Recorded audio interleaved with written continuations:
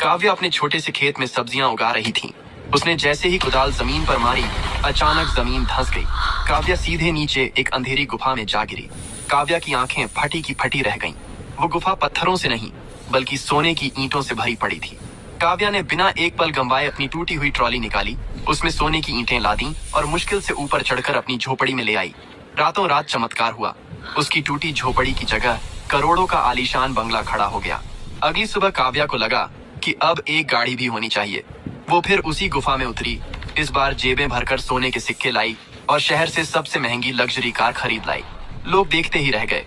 काव्या अब अमीर थी, लेकिन उसका दिल अभी भी सोने जैसा था। उसने सोचा, क्यों न इस खजाने से पूरे गांव की गरीबी मिटा दूं।